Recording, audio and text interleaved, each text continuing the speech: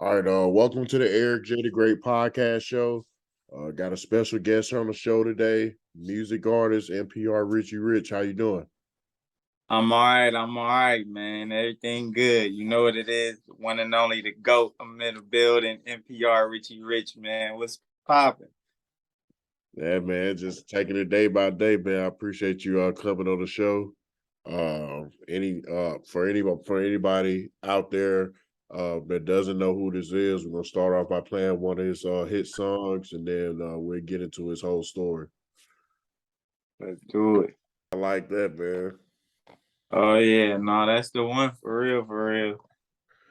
Oh yeah, I just like that because I'm real big. I mean, you know how the music industry is. We hear the music all the time about the slide on ops and all that stuff. But Exactly.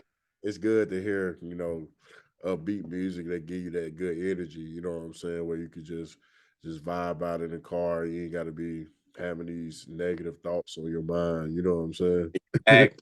Exactly. No, and that's like how it be for real all the time. It's like they when you get into it, everybody start off. I mean, most people start off with that just because that's what's going on. So it's like you kind of got to feel your own wave, your own pattern, your own situation, and kind of change the narrative. And that's kind of where you get that type of a song coming from me because I'm originally from Detroit. So, of course, I come from an area in a situation where those are the things we experience, those are the things we come from. But it's like, is that what I want to be giving my message to the people and to the youth and to the next generation? Is like it can change, and I would rather people look at something with inspiration and look at something with hope and look at something with a mindset of doing better and celebrating versus just the negativity that we got to go against every day anyway. Oh yeah, absolutely. So man, we start from the beginning, man. Tell the people where you're from and how old are you? Oh yeah, I'm from Detroit, born and raised the West Side, Plymouth and Greenfield. I done been a little bit of everywhere outside of Detroit. I done lived in Omaha. I done lived in Kalamazoo, Battle Creek, Atlanta, LA. I done been at a whole bunch of places, Fayetteville, North Carolina. But that's where my basis is from. Is from Detroit, and I currently reside in Atlanta, and I'm 34 right now. Okay, that's what's up. So when you think of your hometown, man, what's the first thing that come to your mind? Um, when I think of my hometown, the first thing that comes to my mind is my grandmother, because that's where I was raised at with her, and that's kind of where the live in the moment stems from. And at the end of the day, it's like that granny we made it. That was me explaining to the world, and not only to the world, but to my grandmother as well. Like we was counted out in multiple different situations, and we made certain situations like when I went to the military, they was proud, you know what I'm saying? But then when I went to prison, they was sad. So it's like when you do certain things throughout life, you kind of get these ups and downs. And I felt like this was my moment and this is where I made it at. You feel me? So that's where I come with that. Okay. So for anybody that never been to Detroit, man, just kind of just explain, the struggles and circumstances that you went through as a kid slash teenager growing up there, everyday African American kid. Yeah, for the most part, when I think back and look at Detroit as a kid, it brings me back to like the things that I thought was reality that was only environmental. And when I say that, I'm saying when I was coming up, I thought hustling and gambling and hanging out on the block and riding bikes and doing certain things, stealing was a part of how America worked in a sense because I was only subject to a small area.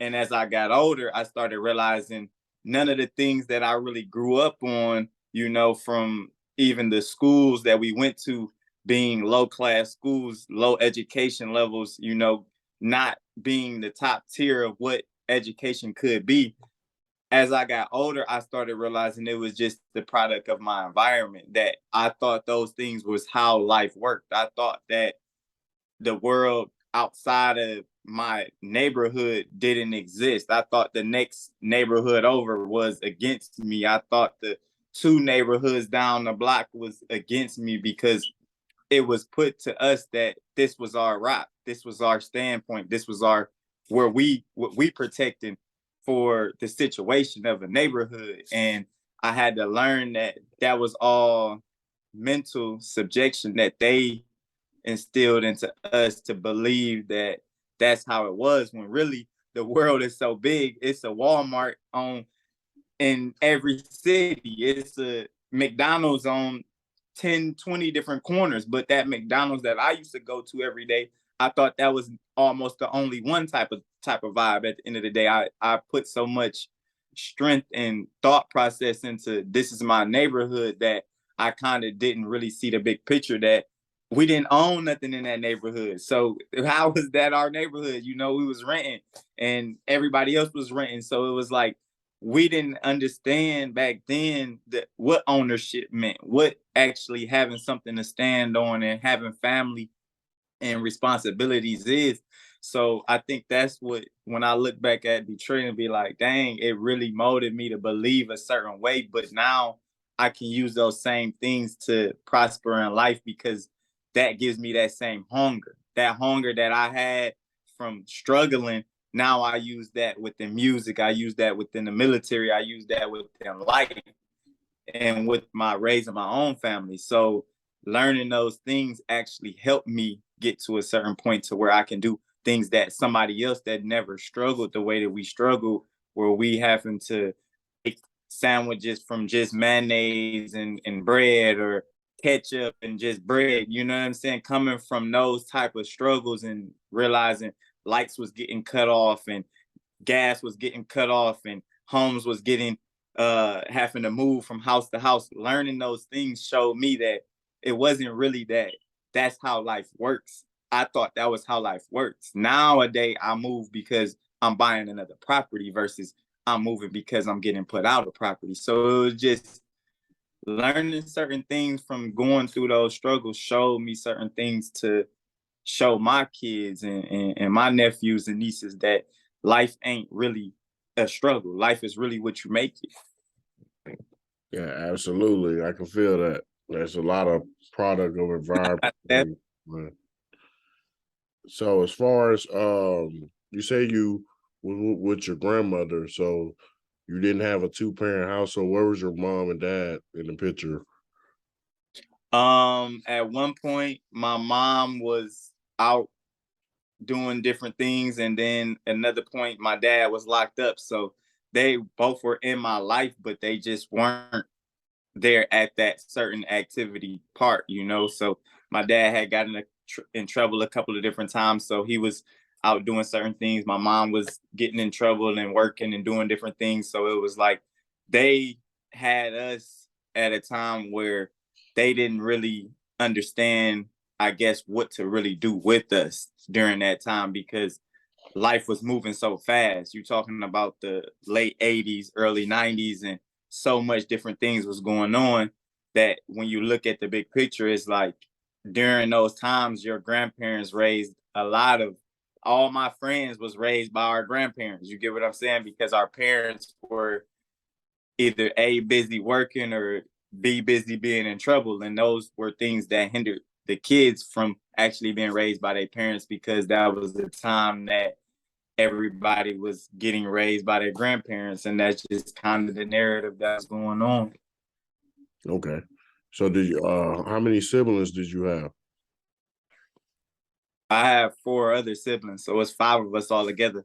But at my grandma's house now, you talking about, it was 18 of us, because my aunts and uncles also had kids as well. So they was all in the same boat. So it was many times that my grandmother's house would have 18 kids at it. You know what I'm saying? And we all figuring out life, and you know what I'm saying, figuring out what's going on. Like, we would be the deepest on the block because it was so many of us. But our other friends, they might got 4 or 5 cousins. So we when we come out and we want to play basketball or football or baseball or do something that we want to do, like it's 50 of us automatically just based off of everybody at their grandma house. Oh yeah, absolutely. I can see what that looks like. Yeah, it was a lifestyle. It was crazy. Yeah. So as far as activities, man, when you was a kid, did you play any sports? Yeah, I was big on basketball, man, and it's a funny story. I actually was real good at basketball, and the thing was, I was just short for a long time. I didn't get no height until like going into the 11th grade. I mean, leaving the 11th grade, going to the 12th grade. So like the 10th grade, I was still only like 4'9" in the 10th grade. So I was super short, but I was cold with basketball. So I always wanted to play on an actual basketball team, but I was always too short. So it was always an issue with that situation when it came to sports that was organized, of course, with like high school and things of that nature. So what happened was when I was going to the 12th grade, they was like, yo, they wanted to put me on a team, but I was over playing organized sports at that point because I was so short all the way up until then that they wasn't really letting me be on the team.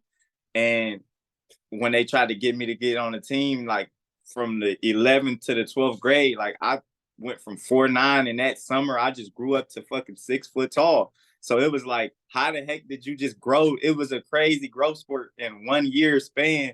And that kind of made me not really want to do it because I had been out of it so long. I learned so many other things to do. Now I'm trying to get money. Now I'm gambling all the time. So it was like I just lost the passion for playing sports because of the simple fact that I was looked at as too small for the sports at that time. Oh yeah, yeah. You used to have a lot of those around where I'm from. A lot of people that was just too small. They could have been the most athletic person, but sometimes that size catch up with you. Yeah, that's what it was. So, as far as your close immediate family and just close friends, people in your circle, did you have anybody when you was growing up that was involved in the music business, or were you the first one to go down that route?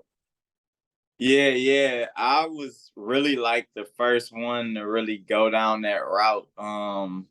And it just really was something that sparked my interest while I was sitting down doing time. Like I never really wanted to be a rapper like that because I was getting money and doing other things. That's why I went to the military and all of that. So it never really was something that I wanted to do until I was sitting down and I was like, how do I come back from what I'm in and do something positive and something somebody can be proud of me for and something that I can actually pass along and inspire other people to change their narrative because sometimes you just don't know no better and you get into things and not understand the consequences and what road you're really going down. And that's kind of what sparked the interest of me doing music because I didn't know I would love music the way that I did until I was sitting down and we freestyling all the time. And then I got to writing. And then that's kind of like made it a passion. And once I set my mind to it, like, nah, this is what I'm gonna do. It was like it was already a part of me because I was already into the fashion, into jewelry, into clothes, into cars, into the music, like listening to it and always studying it. So it just only made sense that I take it and make it a career out of it. Oh yeah, absolutely. So who were some of your favorite artists growing up? Who you like listening to? Some of my favorite growing up would be like the Jay-Z's, the Lil Waynes. I would say DMX. Um, I listened to Pac and Big, but not as much as what the generation before me because I'm more of a Lil Wayne era, more of a Jay-Z era. Um, then you got people like Wiz Khalifa, Gucci Man. Like I listened to a lot of that coming up, and then as I was older, about 17, 18, that's where the Wiz Khalifa's, the Gucci Mans, and 50 Cents and Rick Ross, like all of that came into play. Kanye, of course. So yeah. Oh, yeah, absolutely. So, where did you get your rap name from? My rap name, now in the beginning of it is Money Power Respect. That's my label and my company that I kind of built with my mans when we were younger. Like that was our name and tag that we was running with. And now the Richie Rich part comes from the actual character, the Richie Rich. Like when I was saying that I was gonna be a rapper, I was like, my favorite character was Richie Rich, and I always wanted that type of a lifestyle, no matter if I thought that I was living it or not. Like as a kid, if you ever watched that movie, it's like you know how that kid lifestyle was. It was just magnificent, and that's how I kind of seen my life, and that's kind of what I wanted my life to.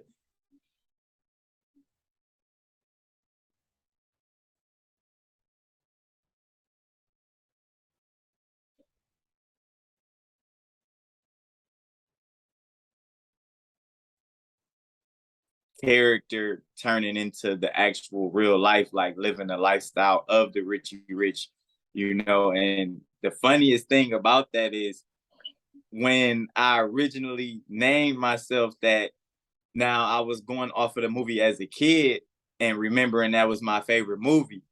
And probably a year ago, maybe a year ago, I watched the movie again as an adult and I was like, what? This kid didn't even like his life.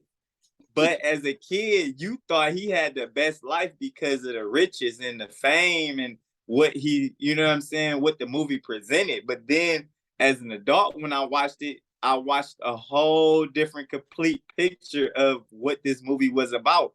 And it was a complete transition from me being a kid to me being an adult, understanding the concept of that movie as an adult. It was like his parents was struggling trying to fight off the things that people was just trying to take from them. This kid didn't really like his life because he was excluded, but he was super rich, so he couldn't really fit in. And it was like for me to really realize the difference as an adult from what I've seen as a kid was kind of crazy to me. And I was like, this is a crazy twist to this movie. Oh yeah, absolutely. Yeah, I know that can throw you for a loop. Yeah, for sure. Because you seeing a whole different perspective as an adult. You looking at it as the adult situation. When I was a kid, the adults, I probably missed everything they was ever going through or doing. I only seen it as this kid that was lit back then. So it was like that whole perspective, that was crazy. Like to Yeah, understand that as an adult, this kid didn't even like his life. yeah, I think it's like that with any type of classic movie, like all the Fridays, Baby Boys, and stuff. You watch Yeah. that, kid, you like, all right, yeah, this junk funny. But then when you watch it as an adult, like, dang, these dudes was really poor. This dude was a punk right here. Like, you know what I'm saying? It's just like, Yeah. like You see all of the stuff for reality as an adult, but you missed it all as a kid. It was a good movie or a funny movie or something. And it's just because your perspective of life changes from a kid to an adult.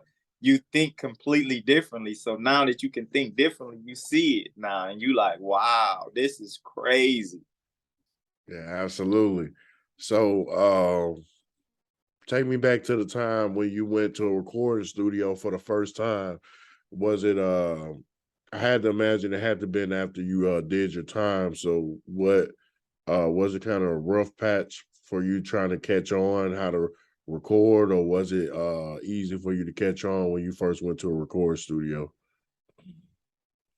Yeah, that's a good question actually, because the first time I went to a recording studio, I couldn't catch what I was doing for nothing. Like it was like, bro, I'm in there 8 hours a day trying to catch the concept of how these people are recording and rapping, because you gotta imagine this is the funniest part. Like I got like 7 books of written raps that I wrote while I was locked up.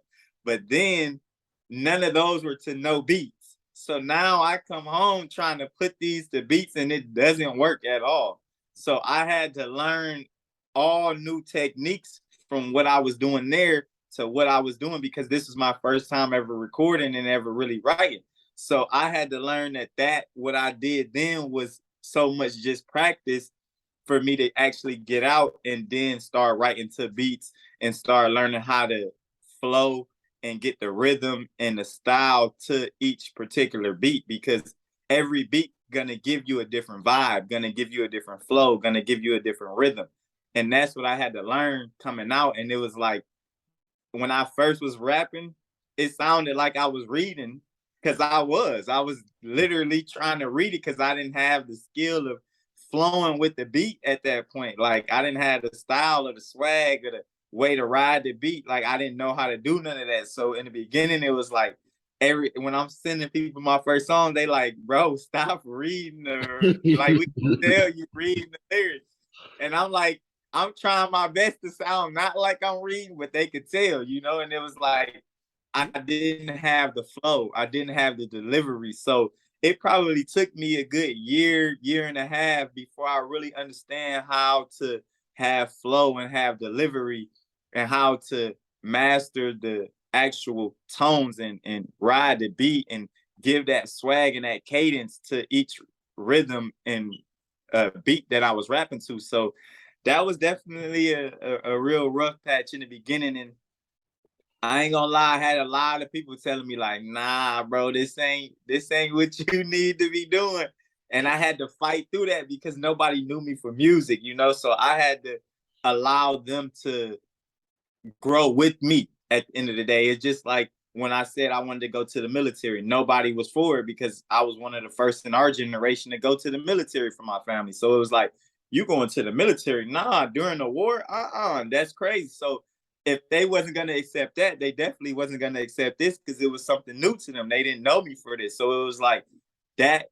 I had to show them that it was worthy of it. And I mean, to get to where I am today and still be independent, still be rocking out, still be rocking stages and making new contacts, making new connections, building with new people, like it's all a dream come to reality at the end of the day. But that rough patch was definitely there for about a good year and a half. I had to really learn how to get in there and compete with what everything was already going. Because when you coming out, you trying to mimic styles and you trying to catch waves of what's working. You feel me? Because that's the only thing to do, because you don't have a style in the beginning. You just hear what you like and you kind of mimicking that in the beginning. And that's where it all started, from me mimicking things to turn it into my own style, to turn it into my own reality.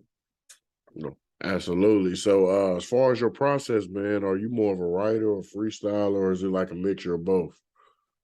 I'm more of a writer, in a sense, because even when I'm writing, I'm freestyling. It's being freestyle written down. It's like, I'm not somebody who, the reason why I don't just go in the booth and just freestyle, which I can, because I freestyle to write at the end of the day, because I'll go over lines 6, 7 times before I actually write it down. That's kind of how I get the pattern of what I'm gonna say.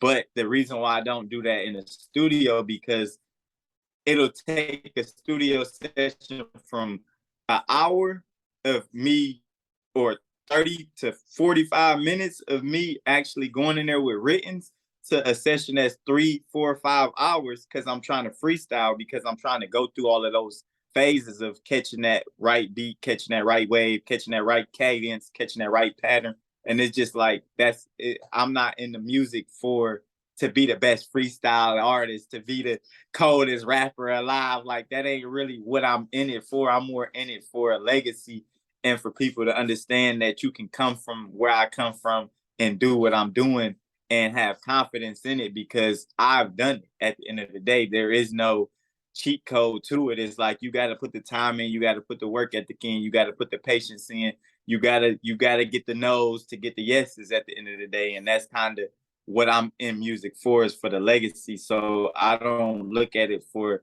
people to be like, oh, he was the greatest freestyler on the earth. And I'm like, nah, I just want to be known for what I've done and get credit for where I'm at, and showing people like, it's a way. Like, don't ever count yourself out. It may not be music, it may be basketball, it may be football, but I'm here to show them that it's not an age limit to it, it's not a situation to it, it's not a because you never been in certain positions. It's not, none of that has to do nothing. It's your hunger, it's your patience, it's your grind, it's your hustle, it's your determination, your dedication, your motivation. It's those type of things that's gonna allow you to be where I'm at in whatever career field it is, not just music.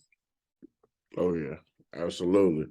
So what would you just like anything else you got to build confidence in? You spoke on the confidence parts, but I think everybody has that one moment, no matter what they're doing, if they was playing sports or any type of career field, where you got that moment where you knew, all right, I could really pursue this. So, like, what was that moment where you know you had the ultimate confidence to know, like, all right, it's go mode on the music. I know I can go apply pressure on this now. I think the moment that I felt that I was gonna take it serious, this was so long ago too. Like I done had a bunch of different moments, but the first moment was I had this song called Drop a Bag. And when I put that song out and let some of my fans or friends or family hear it, and they was like, this the one, I think that's what kind of sparked that interest to be like, nah, it's time to go. Because right after that song, I kind of was on the time that I was like, yo, I'm about to tour. I'm about to do this. I just went and invested in all this merch to go sell stuff, CDs, t-shirts. Like that was the point in my life where I was like, oh no, it's all or nothing, because I didn't quit working. I said I wasn't doing nothing else. I'm going to make music work. So I just went and spent all my money on merch and CDs and t-shirts and dog tags and necklaces and stickers and socks and like just merch. Every dime that I had, spent it all on merch and said, oh yeah, I gotta sell it now. And that's how I know this is for me, and it worked. We went on our first tour. We went down to Myrtle Beach, and I probably made like $25,000 in like 2 days because I was grinding. You know anything about Black Bike Week? That's what was going on down there when we went. Like we sold out everything in 2 days, and it was like that's what really made me be like, oh yeah, it's up from here. We just never stopped after that point. It was like this works, and nobody could tell me that it didn't, and from there we ain't look back. Yeah, absolutely, man. It's always good to hear, people moments when they decide to bet on themselves, you know what I'm saying? Take that leap of faith. Yeah. No, that was a major leap of faith because during that time it was like the job that I was working at, they were trying to make me from a regular employee to a manager and all type of stuff. And I was just like, that same day they told me that, I'm telling them like, I'm actually putting in my 2 weeks notice. Like, I'm out of here. I ain't gonna be doing this no more. And they like, all right. And I gave everybody in the company that was there a CD, a t-shirt, and was like, wish me well, and that was like a moment to me letting myself know like it's all or nothing at this point. Like I'm walking away from making, I think I was probably making $9 and something, to they were trying to give me a raise to like $18. And the craziest part is when I came back home, I was telling my man, because he was working for another company, and I think he was only making like $13, $14 an hour. And he like, bro, you telling me you just turned down $18 to talk about you about to rap? He like, you tripping. I'm like, all right, Red. And now it's just so crazy how the tables turn. Like now he's an entrepreneur and we just moving on a whole different Richter scale, but nobody could see that type of a lifestyle coming from, we all come from working backgrounds, and it's like if you're gonna go from that to this, it's a whole transition. And I think it was the best move for me because it not only made me better, but I've made so many other people entrepreneurs and put so many other people on in different situations in different areas. I can't I can't say anything, but it was the best move I could ever done. Yeah, absolutely. So you spoke on being independent. So would you sign to a major label if it made sense, or would you just stay how you doing it right now? Yeah, I don't think I want to sign to a major label. I think more of a partnership agreement type of situation is where I'm at with it. As far as when it comes to the music and the advancement of what I'm trying to do, because it's not really too much that I'm looking for when it comes to music for myself. Now, would I do some type of partnership or some type of agreement to where I have a label deal to where I could put other artists on and give them what they're looking for? That kind of makes more sense for me than for me to have a traditional type of deal just based off of look at where I've gotten to and look at where I'm at. And I'm not, like I said, into music for to be the biggest superstar, to be the guy who had the biggest deal or this, that, and the third. It's like that's not really where I'm at with it. I've already accomplished a certain level of fame. I've already accomplished a certain level of money. I already have business behind me. I'm already established as an artist. For me to give up everything that I've done to get a little bit more, I just can't see it. I'm not in that position. I've done things and enough to I'm not the struggling, starving artist trying to get up and get out. I'm already up and out. I'm 3 homes in. I'm 5 cars in. You know what I'm saying? Everything that I want in, there is nothing really they can do for me but probably make me more popular. But what does that mean to how popular I am already? What does that mean to what relationships I've built already? So I think it's more of it would have to be some type of a partnership that they understand that I'm a business as well. I'm not like the artist that's looking to get on. I already put myself on to a certain extent. So I would love to partner up with somebody and maybe get other artists that I know we're gonna change their lives because I know what it takes and I know what they're looking for. And I know a bunch of talented people that they need a deal to be able to get to where they want to get to, whether they stay in it for 3 years or 2 years or 1 year or 10 years, but they'll never put in the work and the grind and the consistency and the longevity 10 years plus of just grinding to do it independently the way that I did. Absolutely. So as far as shows, what's the biggest show you've done so far?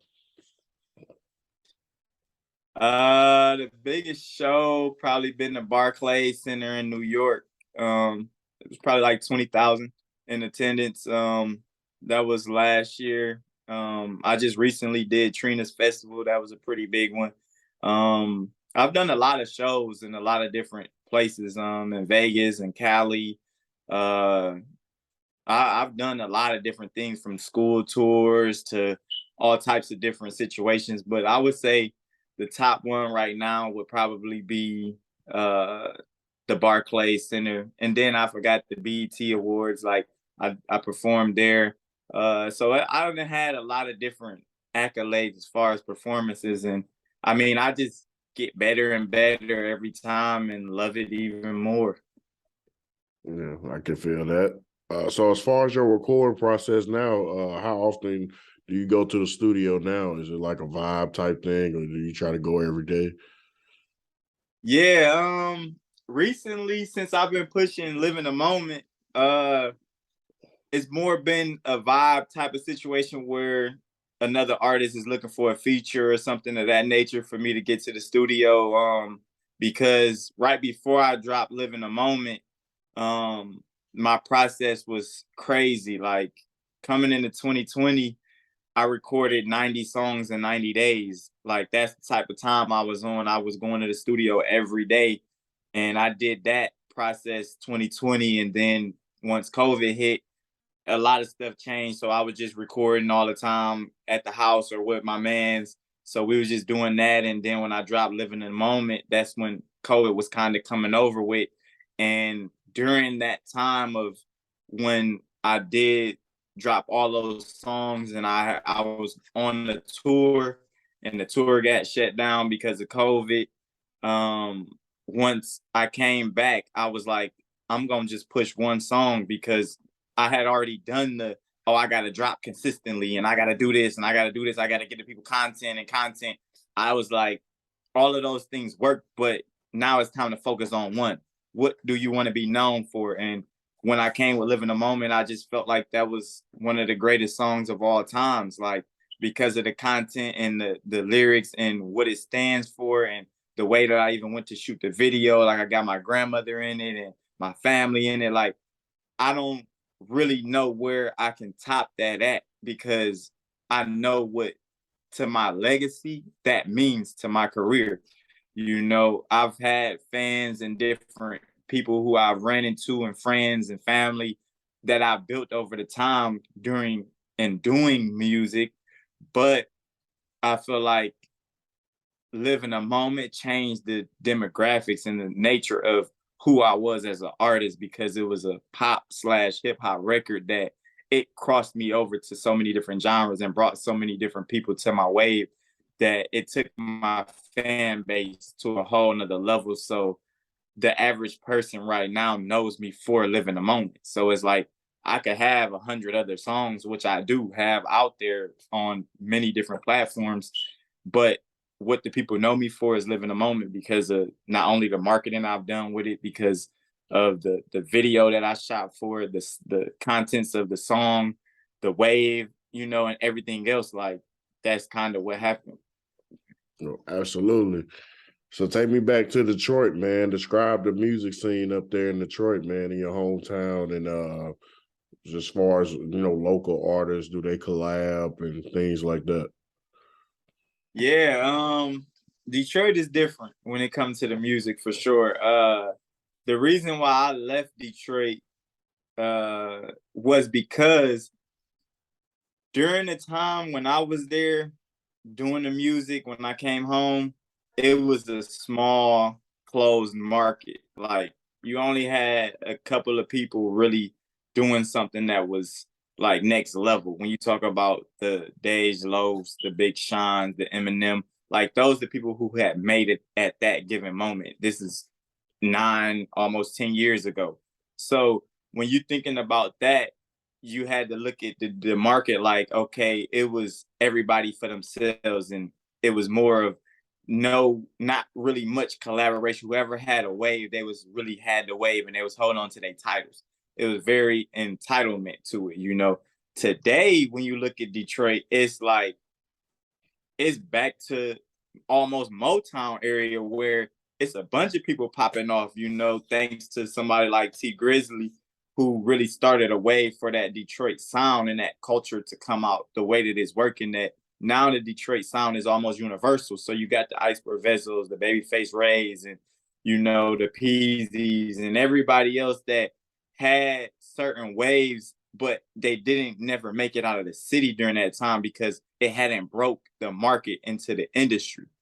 Now, once he broke into the industry, it changed the game for everybody to be able to come out and be more stronging artists that's standing with the industry. You feel me? So that's kind of how it was. And now it's a lot of collabs happening. Now it's a lot of friction coming through Detroit. It's a heavy movement. Like, but when I was coming up, you know, you had the Cash Out Doughboys, and, you know, you had uh a few other artists that was doing things like really well in the city, but they didn't really make it outside of the city. And that was the hardest thing. Like, people like Cash Kid and those type of people, these people was lit when it come to Detroit culture. But if you took them to LA or to Texas or to Miami or to New York, it was like, do those names ring bell during that time? Then it was mainly a city thing, but now these guys are all around the country. You feel me? They touring and going places and doing things. The Snap Dogs, like, people like that. They took it to another level now. So now Detroit culture is here. You know, it's a force to be reckoned with right now. Yeah, absolutely, man. Yeah, I like a lot of Detroit artists, man. I know Icewear Bezo was just up here this past Saturday in Louisville, man. I went and seen him. Yeah, yeah, he stay in Louisville. Like, he stay out there for sure. Like, he be out there all the time, but he be a little bit everywhere all the time. He didn't I didn't see him come a long way, man. And I've been rocking with him for so long. Like me and him got a song together too, but it's like we've been rocking with him way before I ever was doing music. You feel me? So it's like this is like seeing him where he at. It's a good feeling because it's like he didn't stay consistent. He didn't stay working, through the trials and tribulations. Like he didn't had to go through things and learn certain lessons, but he's still here. He's still rocking and rolling. So you can't do nothing but respect somebody grinding like that. Absolutely. So, as far as artists, I know you worked with a lot of artists, but do you got any artists that you haven't worked with that you want to work with? Um, it's a lot of artists that I haven't worked with directly as far as features. But I've worked with a lot of people on different events and different stages and different things of that nature. But some of the people that I definitely want to work with one day is the Lil Waynes, the Drakes, the Kendrick Lamars, the Dr. Dre, Diddy, Rick Ross. Like I wanna, it's gonna come.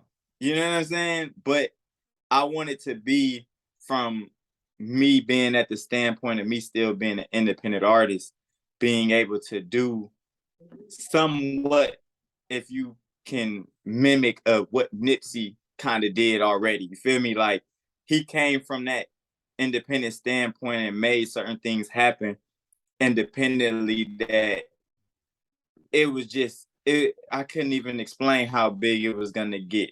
And we knew how big it was gonna get because we seen the momentum of his career growing rapidly, and that's kind of where I look at myself. Like I want to eventually work with those type of guys that are A-list, B-list, C-list celebrities that set a standard for being independent and actually being able to touch the same type of algorithms and systems that these same people that signed because of their situations had to do or did based off of what they wanted to do. So it's a lot of the guys that I still want to work with, Jay-Z and Yo Gotti. Like it's a lot of people, that I'm in my mind calculating that the right amount of time is gonna just put everything in its line and it's gonna happen. I don't think that is nobody I'm not gonna work with that I want to work with.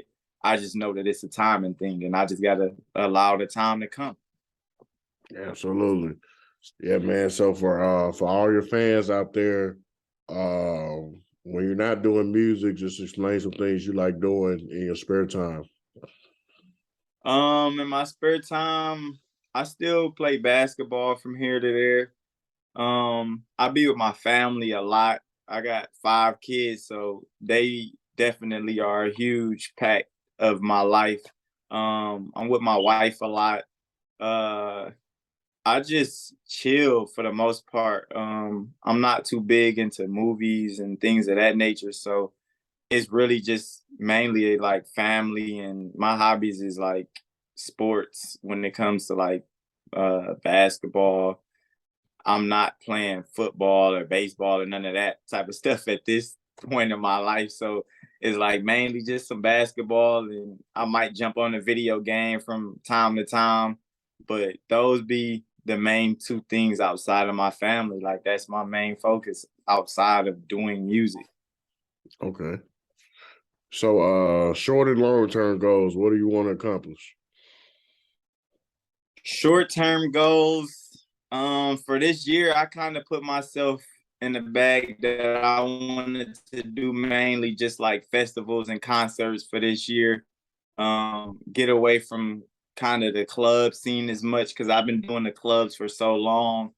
And then long term goals, I think next year I really want to go overseas and I want to do a whole tour overseas and take my family overseas and stay over there for maybe a year or two and just figure out new things and new cultures and new lifestyles because for me to be where I'm at as an artist, I think I've accomplished a lot of things for an independent artist or an A-list artist.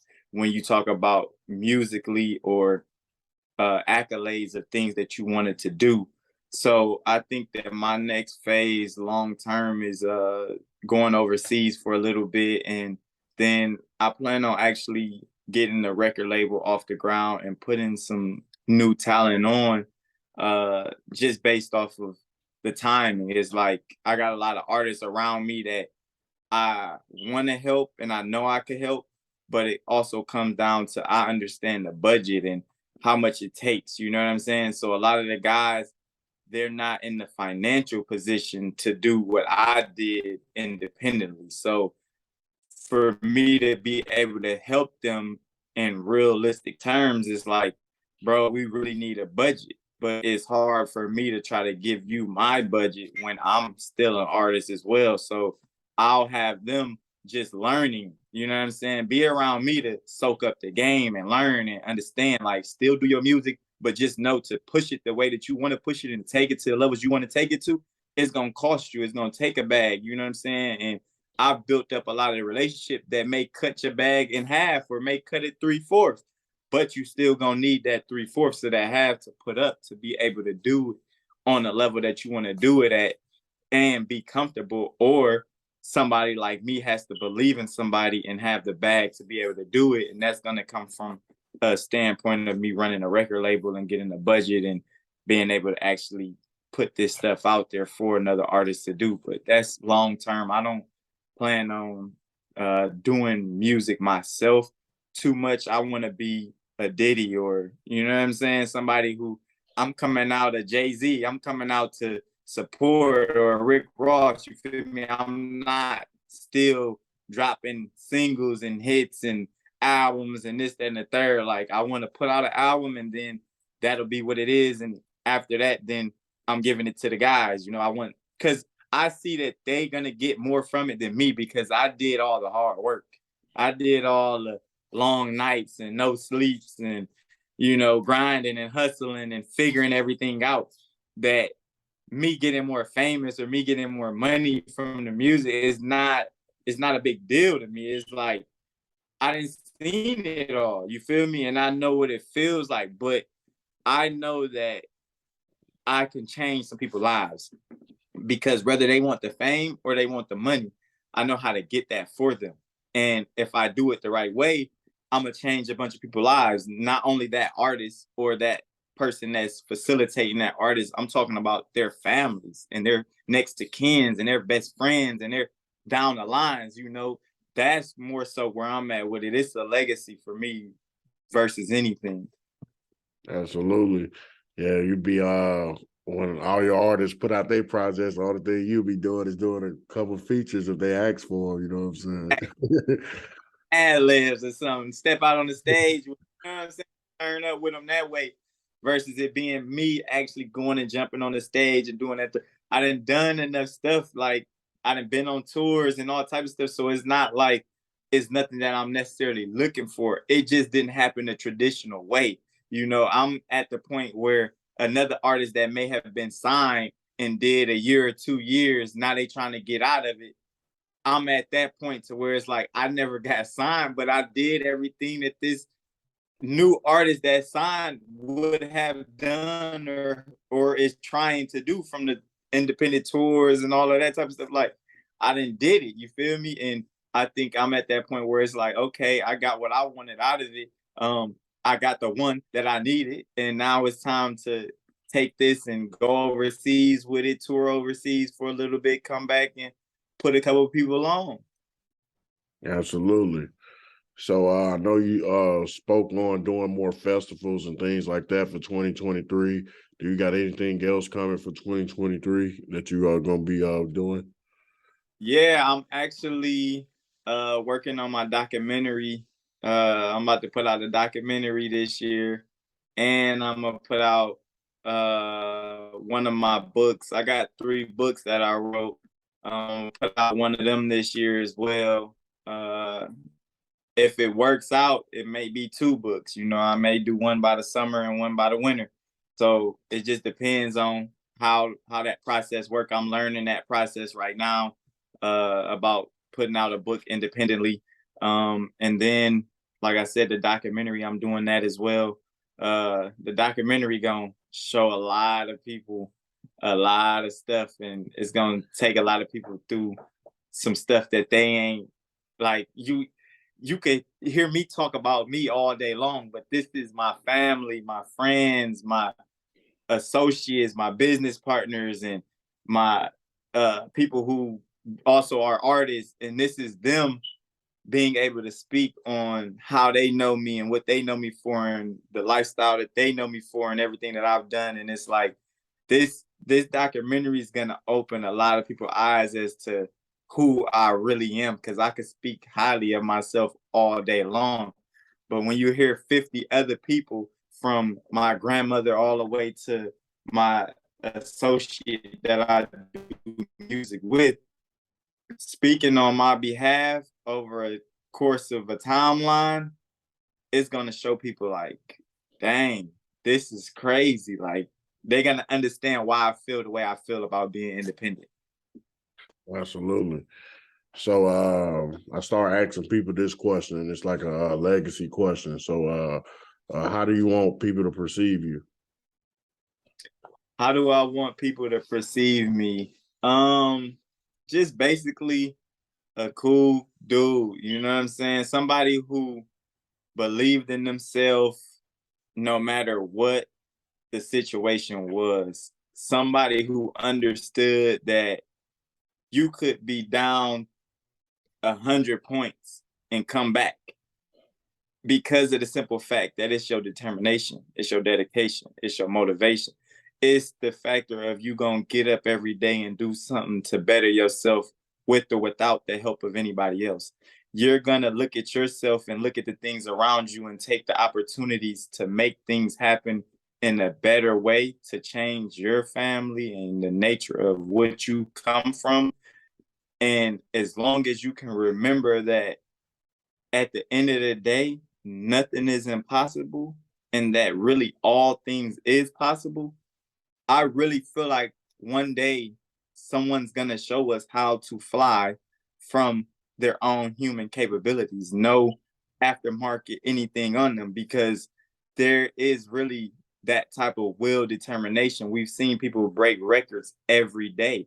We've seen people break running records, basketball records, football records, soccer records, speed records, music records. Like, this stuff is happening every day. So I just want everybody to understand that I'm the type of person that if you can get anything from me, just know that believing in yourself is gonna do something for you in the long run. Maybe in that short amount of time, you're not gonna understand it, but in the long run, you're gonna see that you're gonna touch so many people without even trying at this point. At this point, I'm not even trying. It's just a part of me. It's my DNA. It's almost like it's in my DNA, like the back of my hand. I know what I'm gonna do, even when I'm not gonna do it. It's like I don't need a blueprint. I am the blueprint. I'm creating the blueprint. I'm making this system that works for me.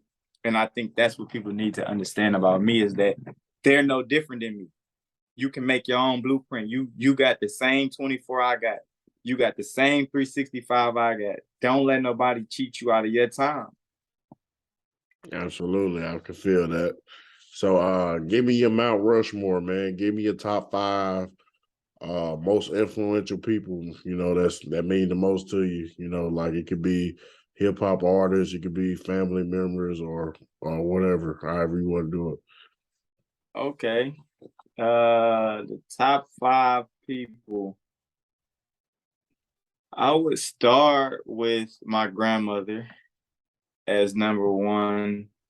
Um, my second would probably be my wife right now. My third would be my kids. I would put all my kids as number three. Number four, I would say Martin Luther King Jr.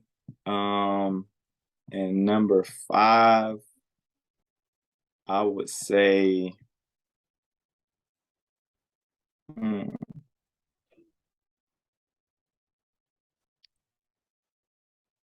who else?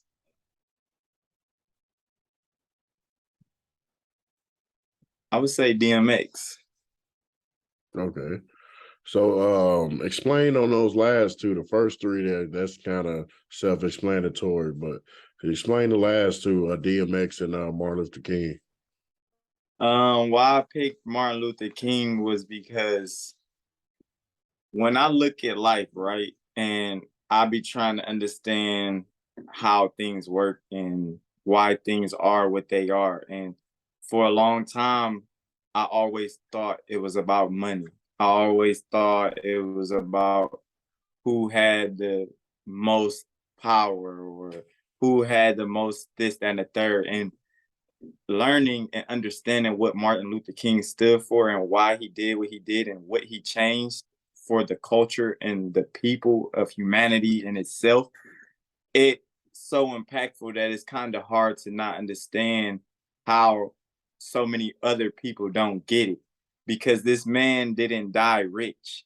He didn't die as the most powerful person that moved mountains as far as like strong arming power.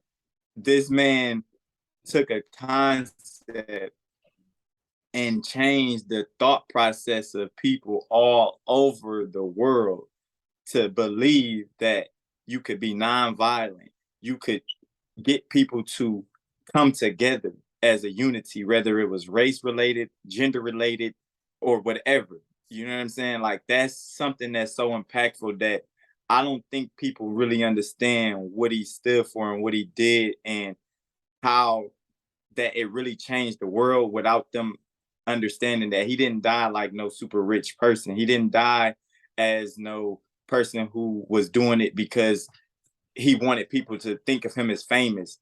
He's one of the most famous people that we know of, but it wasn't named fame for him. That wasn't what he was going for. So that's why when I say most impactful, that's one of them situations. So that's my explanation for the Martin Luther King. The DMX situation. I met DMX in person for his movie, and just to understand who he was versus what I grew up knowing him as. Now, as big as he was of me knowing him on TV and seeing the concerts and the world tours and all of the great things he did, right, as a music artist or what it was portrayed to as a music artist, when I actually sat around this man and talked to him and we talked about family and we talked about him growing up and the things that he had to overcome and the things that I had to overcome and having that heart to heart with him, that kind of made me look at him in a whole different world to understand the humanity in him and to understand what type of person he really was, because it's something completely different that the TV or the music showed you of him. And to understand that part about him and to understand he was a God-fearing man and to see where he was at in real life versus what I knew him for, he's one of the most impactful people in my career because it made me look at everything so differently. Like, okay, you can see something one way because that's how you grow up on it. Now, that's not saying that the Jay-Z's and the Diddy's and these people probably are the same thing, but I've never sat down and had a conversation and converse with them to get to know them the way that I did with him.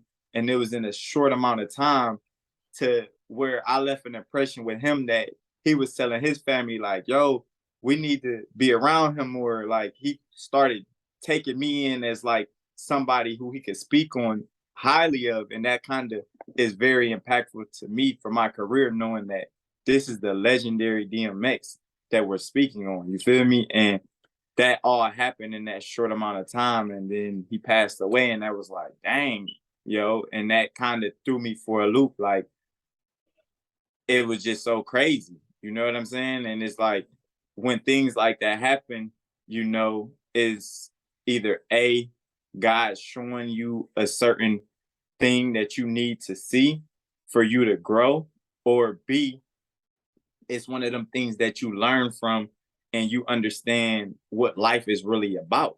And I'm very much with understanding and I'm very spiritual and energy based, and to know that that happened in that short amount of time, and then all of these things started happening around it based off of that situation. I think that that is why that's one of the most impactful things to me outside of my first answers. Oh yeah, absolutely, man. That's something we have in common. I'm a real big spiritual person too. You know, like a lot of stuff that's been happening to me recently uh has been spirit led and prophesied to me. So you know, I'm real big on that type of stuff too, and I pay attention to a lot of things like that. No, for sure, because that's what it's about now. It's like at one point I wasn't that way. I was lost and I was searching for myself and my identity and what the world meant and what everything around me meant. And knowing that and understanding where I'm at today is like, man, this is a whole nother world. It's a whole nother world once you get into that mindset and you understand what the Bible is teaching, what God is doing in your life on an everyday basis. I mean, I couldn't ask for nothing more, man. I'm gonna be honest, like that's what's bigger than that. Absolutely, yeah. So, closing remarks, man. Anything else you want to say to the people that you got going on, and let people know how to keep up with you on social media and things like that? Yeah, for sure, for sure. I would just, like I said earlier, let the people know, like, believe in yourself.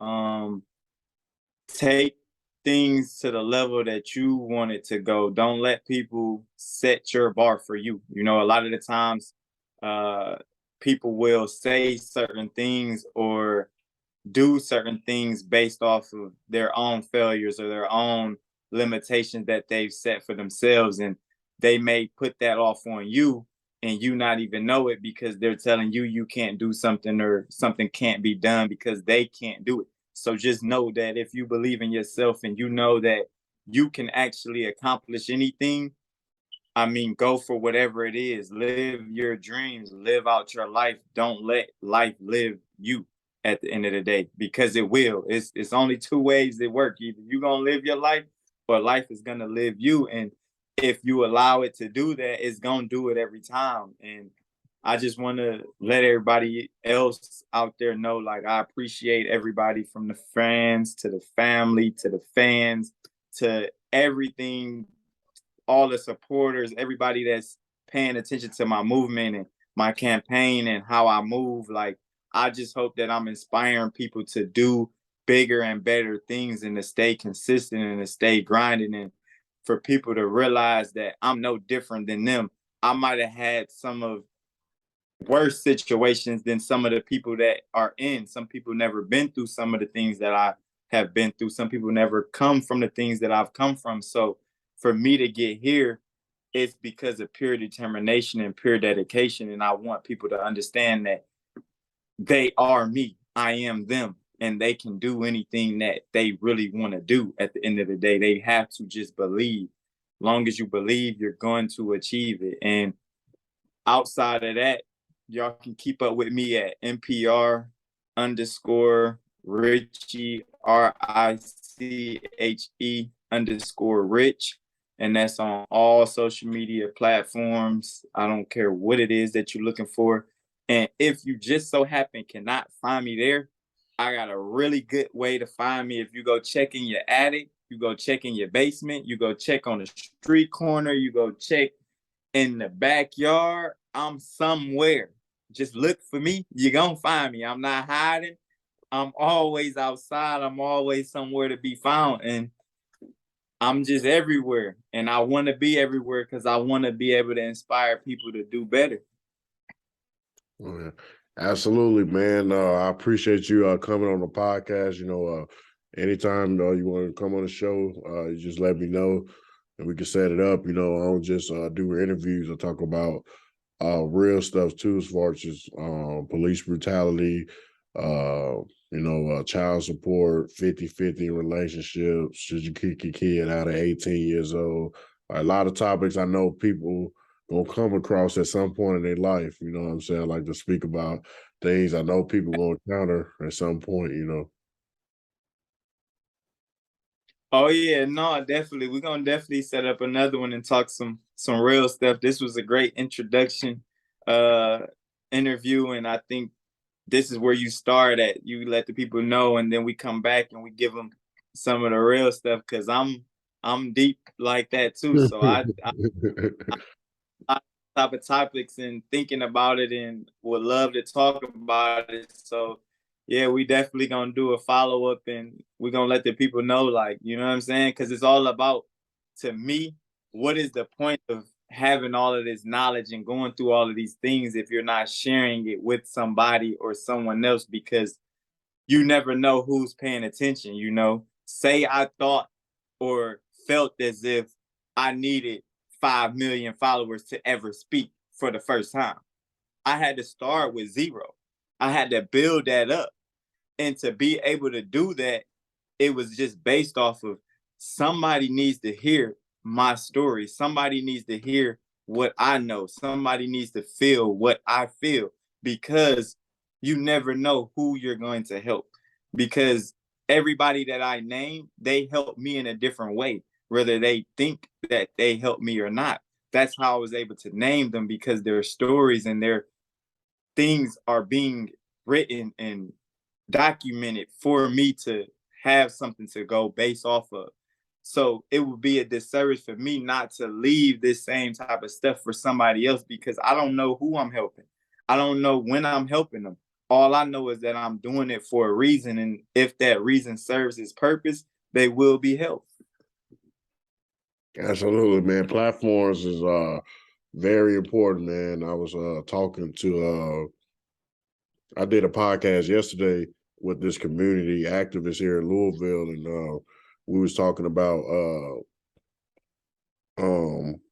as I get older and get more mature in mind, I kind of start to lose respect for some of the people that I adored for certain things. Like when I looked Exactly. at what I look at people like, you know, the Boosies and the Little Dirks and stuff like that. You know, great artists. You know, I like their music and things like that.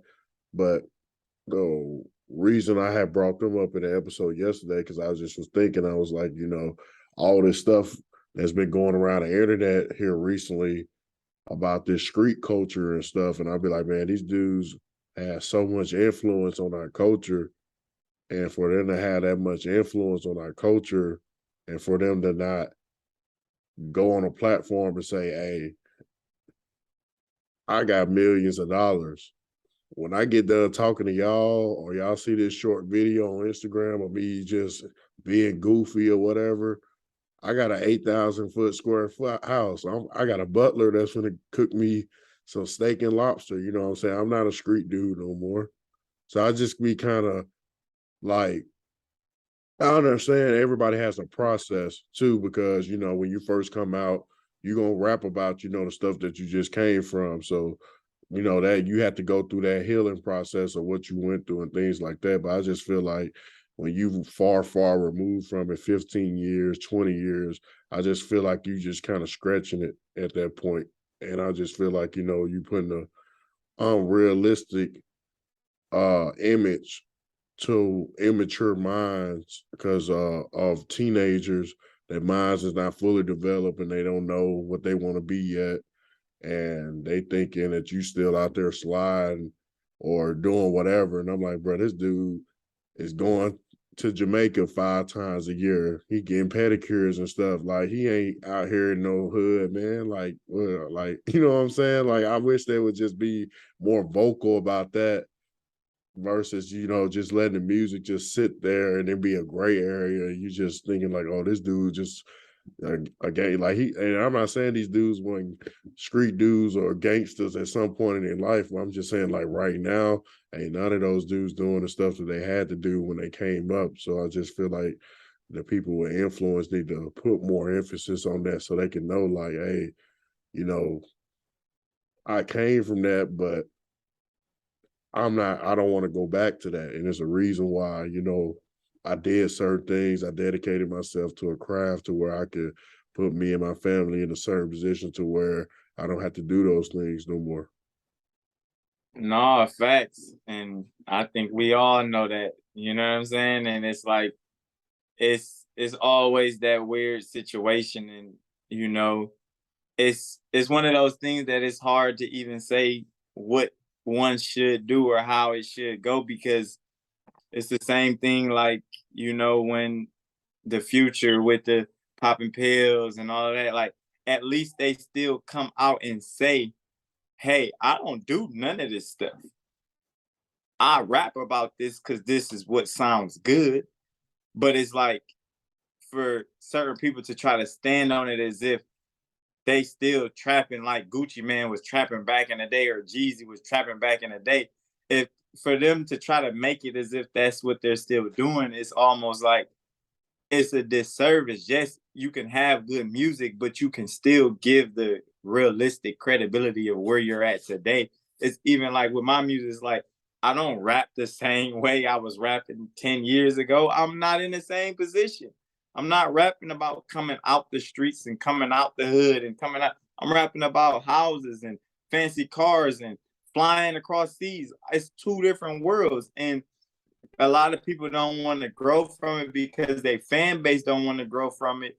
But it's still, even if you're gonna rap the same, you still let the people know by explaining to them that's not your realistic life today. That's just what you from. You still a street dude. You still come from the streets. But today, the last time you did something street was 15, 20 years ago. You know what I'm saying? And it's like they try to make it like they just slid yesterday. Come on now. That's just crazy. And you can't sit here and try to tell people to stand on some principles that you know is not realistic to today's society. Yeah, cause I That's yeah, cause I look at it, I'm like, bro, and I don't want to just say, dudes just gonna go out this way.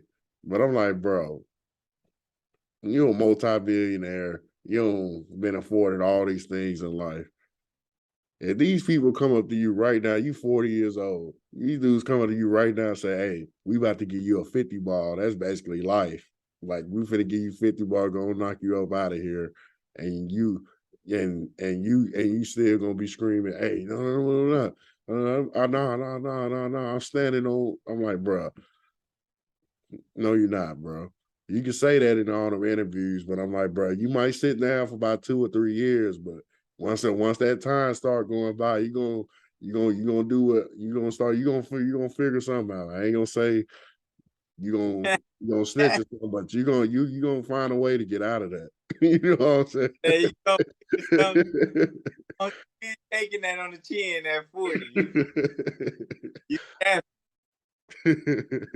nah, for real though, but it's just like, you know, a lot of this stuff is just I look at it and I look at it as entertainment, you know.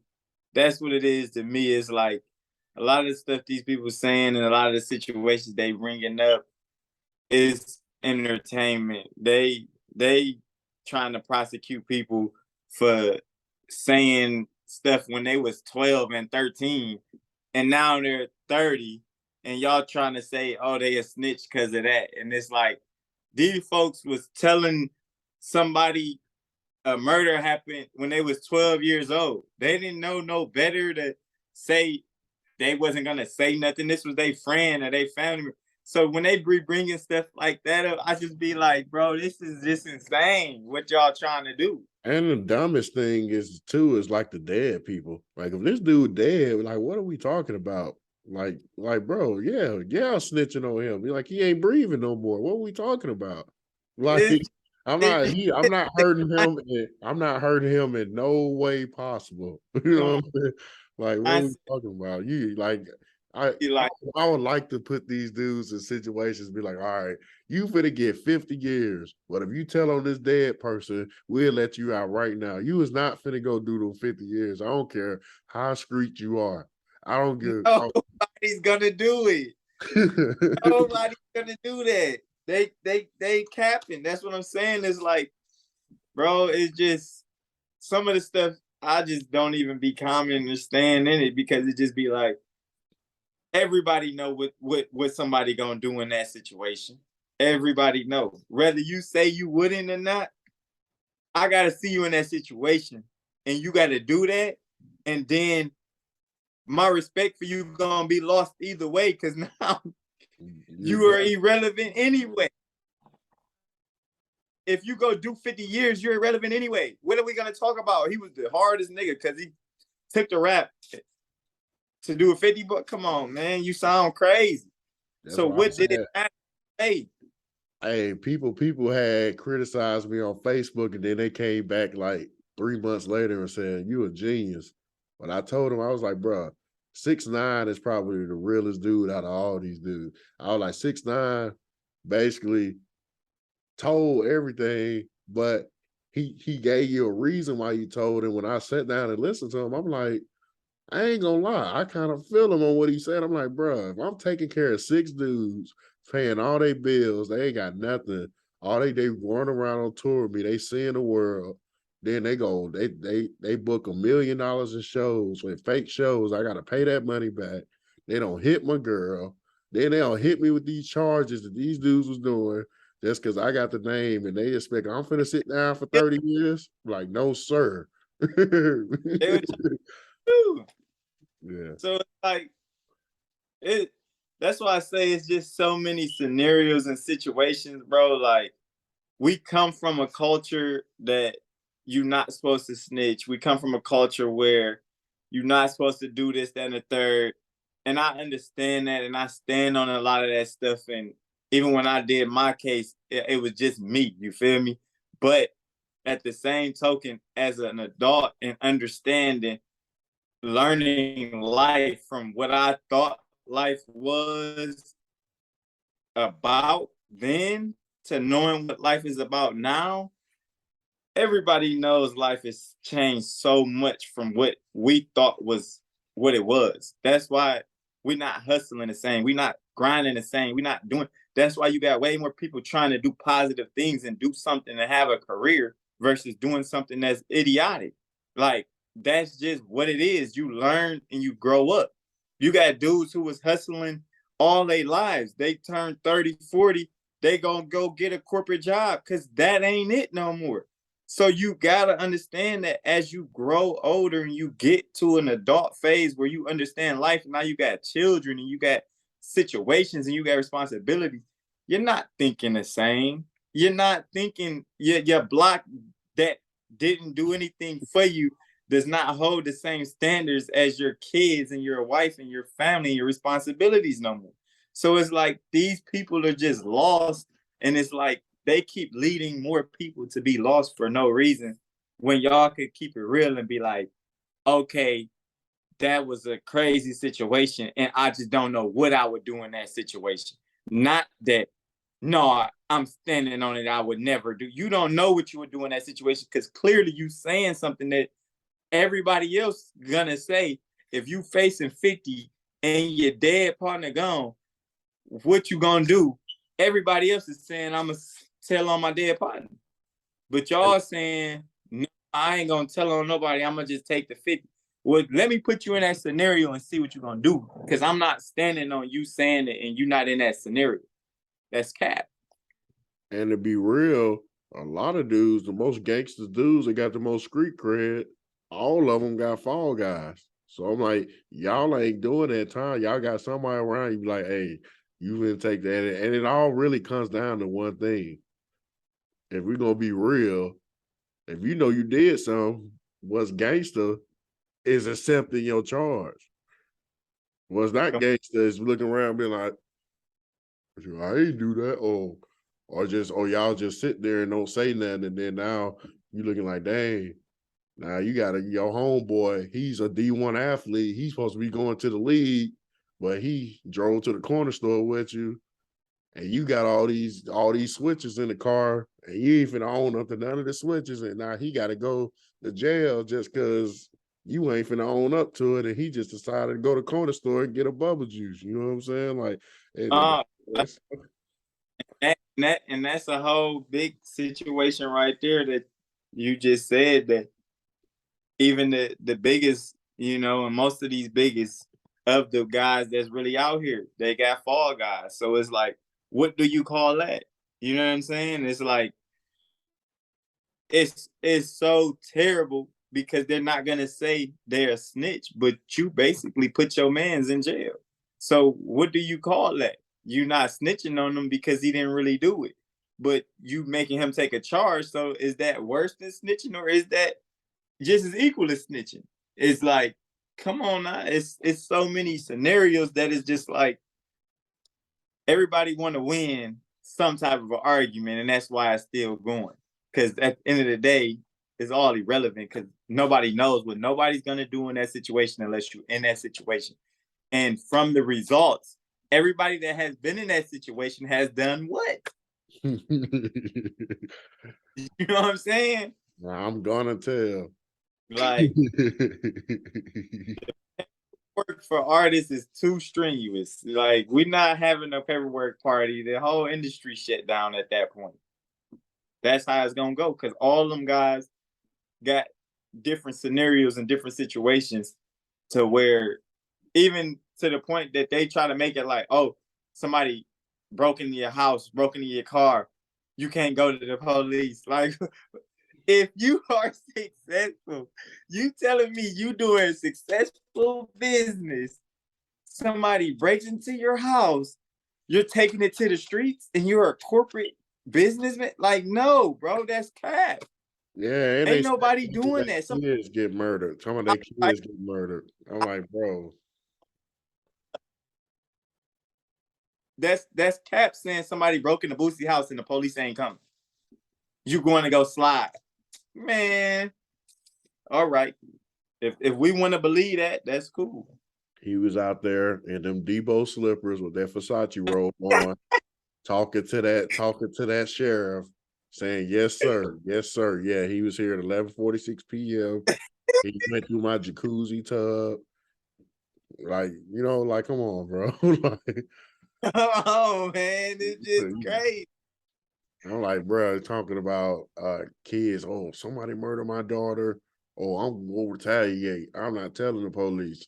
I'm like, bro, are you serious? Like, now you lost your daughter and you. What the point of that? Yeah. I mean, I'm not It's saying just, those thoughts might not cross your mind if you lose somebody that close to you, but but nine if you got times out of 10, you're not finna act on got it. the right people around you, they not about to let you go slide. Right. So it's either only two ways that it's happening. You got a bunch of crazies around you, or you not going to slide. That's the only way it's going to go down. if if you ain't got a bunch of crazies around you, you're not going to go slide because your people not about to let you do that, bro. You're too big of a figure. What you look like stepping out there to go do what? Where? When? How? Because the moment it happens, it's over all the social media, it's over everywhere. So you already gonna be followed. So Right. you can't. So it's like it's all unrealistic stuff, bro. And that's where these are subjects that it just be crazy to even talk about. It's like that's not happening nowhere, no how, no way. I ain't gonna lie. If I was on a panel with some of them dudes, I would have to have about 5 security guards with me because they'd be one to shoot. They'd be one to shoot the fade with me. Cause I would be real. I'd be like, Boosie, bro, you're not taking Charles, yeah, bro. look, Charleston And I White had respect you. everybody. Charleston White had everybody. Y'all, but he is so like he be telling you facts. And the most realest thing I ever heard him say, and people don't still it went over people's head. He was like, when I went to Nipsey Hussle funeral, he said, I seen Aramis in that casket. He said his family was grieving over Aramis. The world was grieving over Nipsey Hussle. The family was grieving over Aramis, his government. They knew him as just like in your situation, like you know what I'm saying. Like people would know you as MPR Rich, but your family gonna know you as whatever your nickname was or whatever your government name when you was growing up. So like he was like, you gotta be able to separate that character. He said everybody loves the character so much that they forget the person.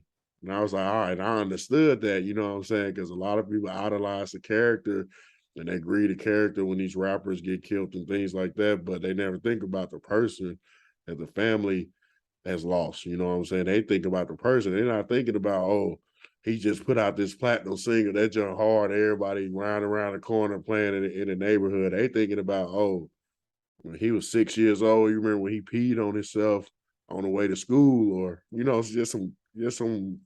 You know how stuff is when you get around Yeah, family. You know, a whole different world. And that's why I said with that documentary is gonna show people a whole different side of me because I got my family speaking on me and it's leading up to the industry stuff. And it's like get to know me, like the real me, to understand the who I am now so that you're not just looking at it as, oh, this guy put out a hit single, or this guy putting out a hit album, or this guy doing this, or this guy's on this big stage. All that's just accolades to this music, but I'm still a human being. I'm still a person with feelings. I'm still a person with character, a person with thought. And a lot of people never talk to me the way that we're talking anyway. So they're only going to see what they hear through the music. So they may get the wrong interpretation or the misconception of who I am because it looks like, oh, this famous person, this lit person, all these followers, all this movement, all this motion, but that don't got nothing to do with me. I have things in there that it's like, okay, they can understand me. My dad's telling a story of me crying for the first time, or my sister telling a story of me being a crybaby at one point. That's where the people will understand, like, oh, he's a person. He's not just this entity or this being. He's not just Nipsey Hussle. He's Hermes.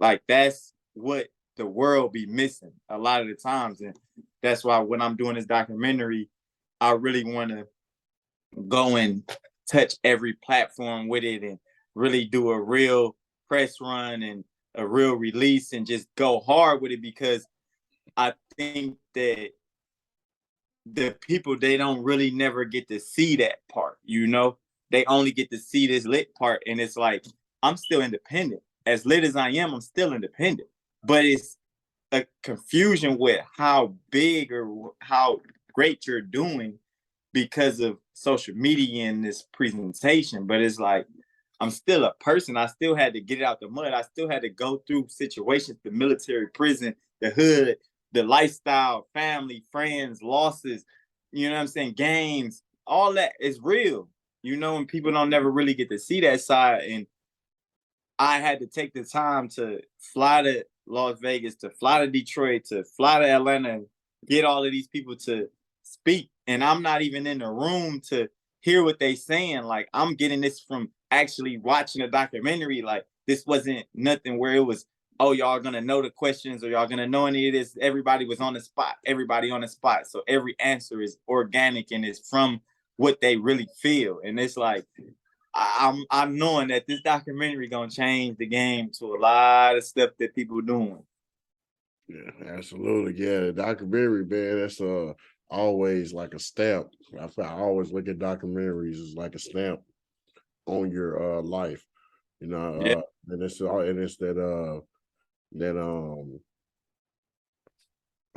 that dash in between, on your headstone, when people pass away is that dash.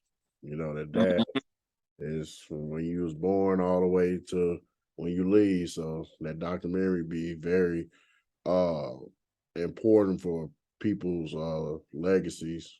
And I'll be happy when people be able to put them out, because some people might leave prematurely, and then sometimes they might have been piecing it up and might not told nobody, and then they was able to piece up what they did before they left and able to still put something out. But sometimes some people might miss out on that just because they got took out too early. So exactly. No, and that's why I say it's definitely a great thing to be able to do it, and that's why I say I'm like it's time to put it out there and let the people see and understand me from a different angle versus just the recording artist, because they got a lot of people get lost into that part of it, to the performance, into the recording part, and it's like they forget that I'm a whole family person, a whole someone's son, someone's grandson, someone's brother, someone's nephew, you know what I'm saying? Someone's uncle. And they're gonna get to see that in this, and it's gonna really let people understand, like, oh, this is different. This is deep. Absolutely. But yeah, man, I appreciate you coming on the show, man. And I think a lot of people gonna like this episode, especially towards the end. They hit about the screen stuff. I know that's gonna crack a lot of people up, bro. Oh yeah, it's gonna be like this. Yeah, because people Like this. people don't want to admit it, but hey, you gotta be real, bro. I ain't gonna lie. I ain't gonna lie to nobody. I'm like, hey, I can't take 50. I mean, unless I just know I did something and I ain't got no way out of it, then it is what it is. But like, nah.